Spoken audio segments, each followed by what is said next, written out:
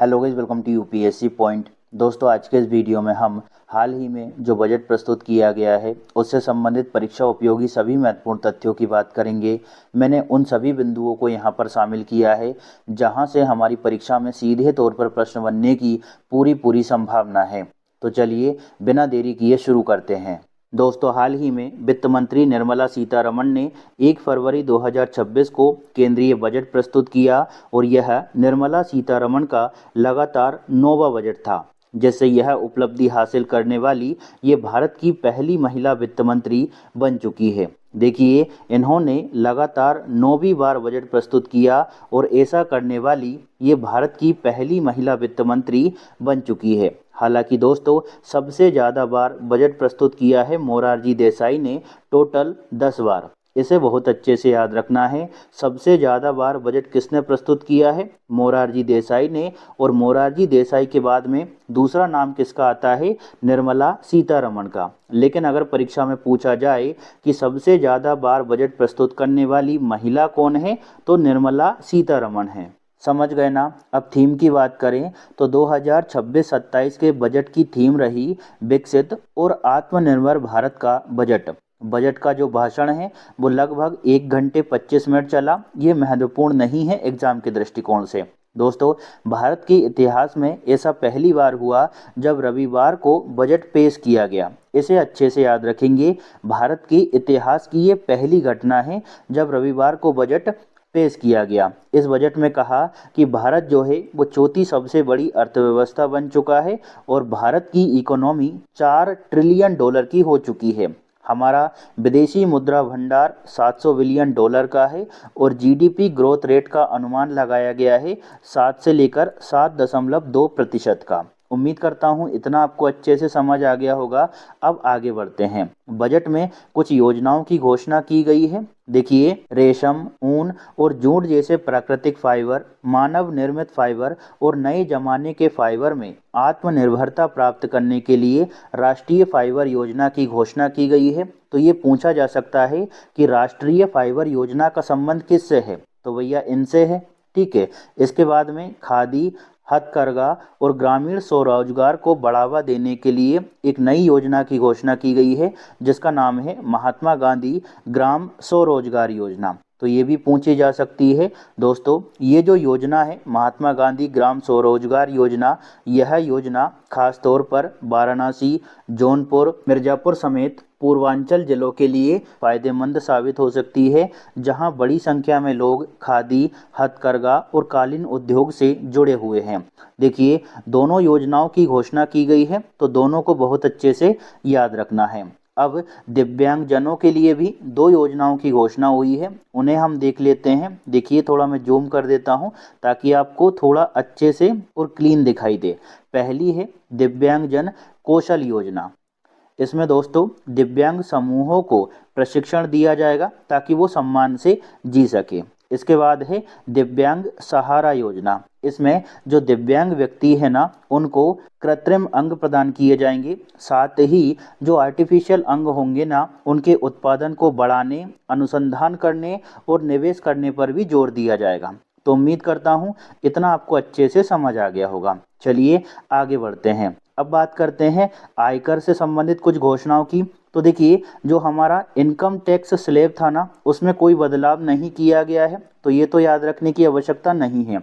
इसके अलावा दोस्तों करदाताओं के लिए कुछ 10 नए प्रावधान जोड़े गए हैं। ये भी परीक्षा में नहीं पूछा जाएगा। ये वाला क्वेश्चन पूछा जा सकता है। देखिए, केंद्रीय बजट में राजकोषीय घाटे को 4.3% जीडीपी पर रखने का लक्ष्य रखा गया है। तो ये क्वेश्चन बन सकता है एग्जाम में, इस वजह से इसे थोड़ा सा ध्यान में रखिएगा। राज्यों के लिए केंद्रीय करों का 41% हिस्सा जारी करने का भी प्रस्ताव रखा गया है। दोस्तों, यहाँ पर सबसे ज़्यादा महत्वपूर्ण है 3 कर्तव्य। देखिए, स्टेटमेंट में इन तीनों को दे दिया जाएगा और पूछ लिया जाएगा कि केंद्रीय बजट में घोषित 3 महत्वपूर्ण कर्तव्यों में से कौन सा नहीं है।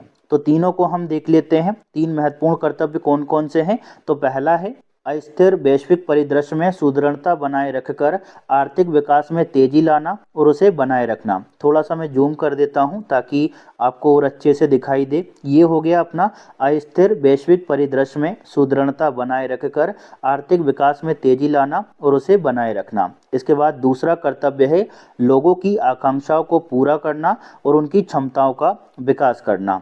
तीसरा है सार्थक भागीदारी के साथ प्रत्येक परिवार, समुदाय, धर्म और क्षेत्रों की संसाधनों, सुविधाओं और अवसरों तक पहुंच सुनिश्चित करना।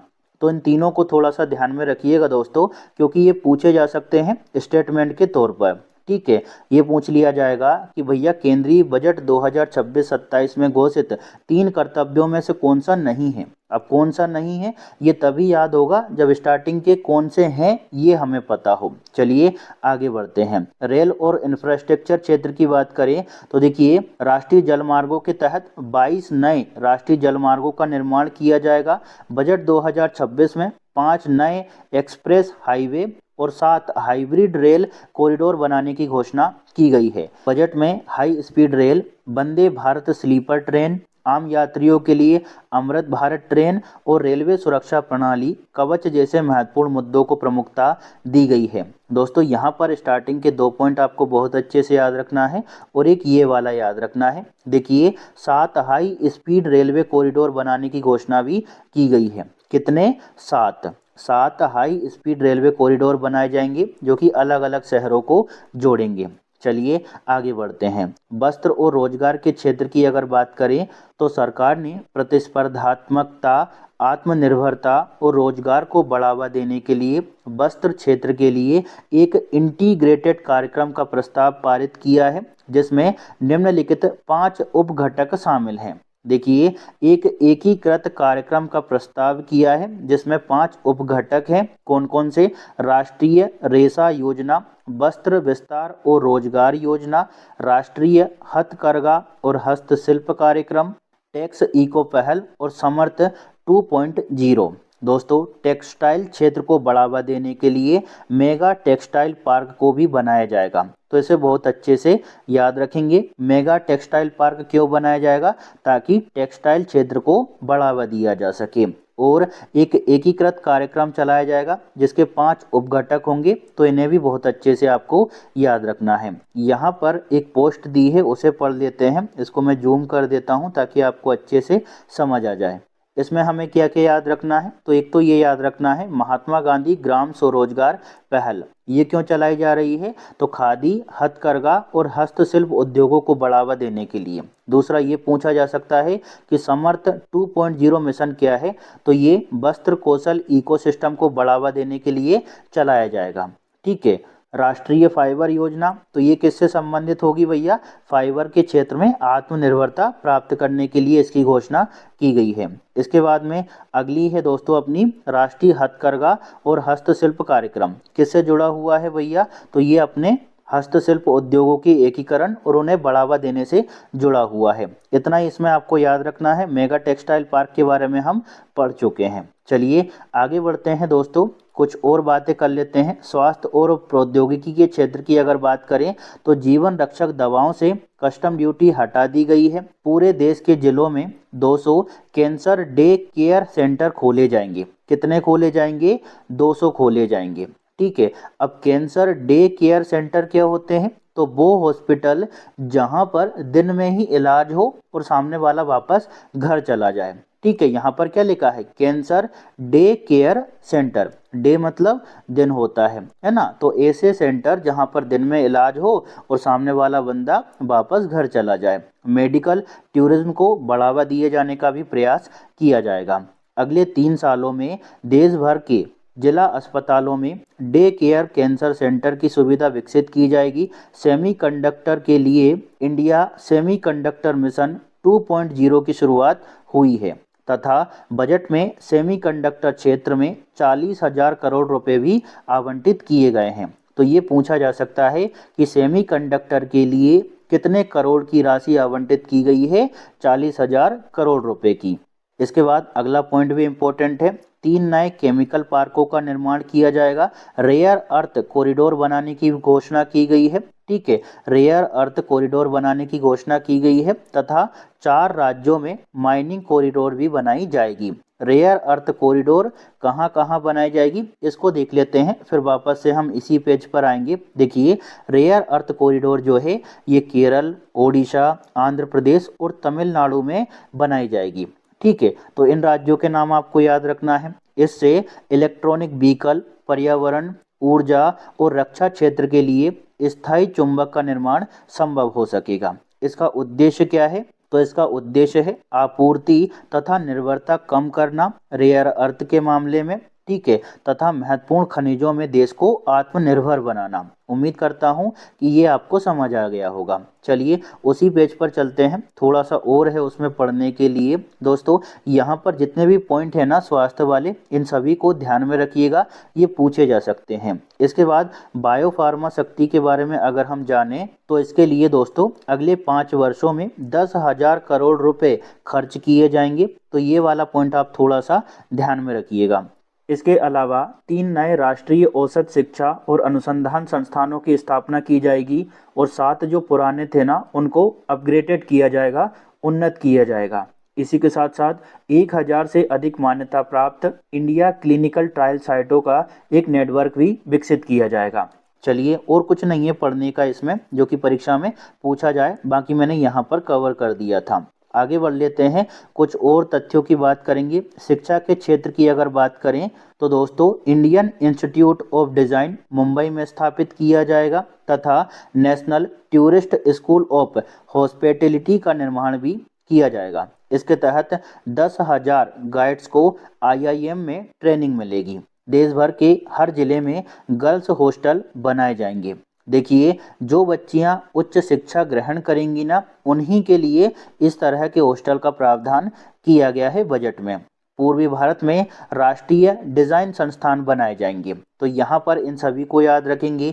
अब थोड़ा सा पोस्ट को देख लेते हैं, इसमें क्या है कुछ पढ़ने का। देखिए, इसमें 2 बिंदु हैं जहाँ से प्रश्न बन सकता है।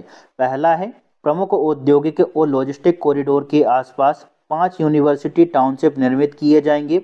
इसके अलावा उच्च शिक्षा स्टेम संस्थानों में हर जिलों में एक छात्रावास की स्थापना भी की जाएगी। बाकी पढ़ने की आवश्यकता नहीं है, ठीक है। तो यहाँ पर हो गया हमारा शिक्षा वाला। शिक्षा के बाद बात करते हैं कृषि क्षेत्र में। कृषि क्षेत्र में अगर हम बात करें तो ऐसा कुछ खास है नहीं जो हमारी परीक्षा में बहुत ज़्यादा पूछा जाए, क्योंकि मुझे भी ऐसा ही लगता है कि बीजेपी सरकार बहुत अच्छा नहीं करना चाहती किसानों के लिए। देखिए, यहाँ पर 2-3 बातें ही हैं। पहला तो ये कि मत्स्य पालन के लिए 500 जलाशयों और अमृत सरोवरों का निर्माण करवाया जाएगा। छोटे किसानों को 20,000 तक का लोन मिलेगा। इसके अलावा कोकोनट प्रोत्साहन योजना भी चलाई जा रही है कोकोनट के उत्पादन को बढ़ावा देने के लिए। अब थोड़ा सा पोस्ट देख लेते हैं कि इसमें क्या है जो पूछा जा सकता है। तो वही बात कही गई है, 500 जलाशय बनाए जाएंगे ताकि मत्स्य पालन को बढ़ावा दिया जा सके। कोकोनट प्रोत्साहन योजना चलाई जा रही है ना। और अपने काजू और भारतीय कोको को 2030 तक प्रीमियम ग्लोबल ब्रांड बनाने का लक्ष्य भी रखा गया है। इसके बाद कुछ ऐसा है नहीं जो सीधे तौर पर हमारी परीक्षा में पूछा जाए। इनको ही आपको याद रखना है कि भैया 500 जलाशय बनाए जाएंगे, कोकोनट प्रोत्साहन योजना चलाई जा रही है और 2030 तक भारतीय कोको और काजू को ग्लोबल ब्रांड बनाने का लक्ष्य डिसाइड किया गया है। ठीक है, अब बात करते हैं आगे की। तो दिव्यांगजन सशक्तिकरण योजना 2 चलाई जा रही है। इनको मैं आपको पहले ही बता चुका हूँ, इसमें कुछ ऐसा है नहीं जो कि आपको अलग से बताया जाए। दोनों योजनाओं को थोड़ा सा याद रखिएगा, दिव्यांगजन कौशल योजना और दिव्यांग सहारा योजना। आगे बढ़ते हैं दोस्तों, पर्यटन की अगर बात करें तो देखिए, असम, अरुणाचल प्रदेश, मिजोरम और त्रिपुरा में बुद्धिस्ट सर्किट की स्थापना की जाएगी तथा नॉर्थ ईस्ट में 4000 इलेक्ट्रिक बसें चलाई जाएगी। 15 पुरातात्विक स्थल विकसित किए जाएंगे ताकि पर्यटन को विकसित किया जा सके। मत्स्य पालन के लिए 500 जलाशय बनाए जाएंगे, ये तो हमने कृषि वाले सेक्शन में देख लिया था। तो कितने पुरातात्विक स्थल बनाए जाएंगे? 15, ठीक है। और यहाँ पर ऐसा कुछ है नहीं। अब हम थोड़ा पोस्ट को देख लेते हैं। ये सब पोस्ट जो है ये भारत सरकार द्वारा ही जारी की जाती है। तो पर्यटन की बात करें, यहाँ पर आपको क्या क्या याद रखना है। तो पहला तो हम ये पढ़ चुके हैं कि 15 पुरातात्विक स्थलों को बनाया जाएगा, है ना। बौद्ध सर्किट विकसित की जाएगी पूर्वोत्तर के इलाके में।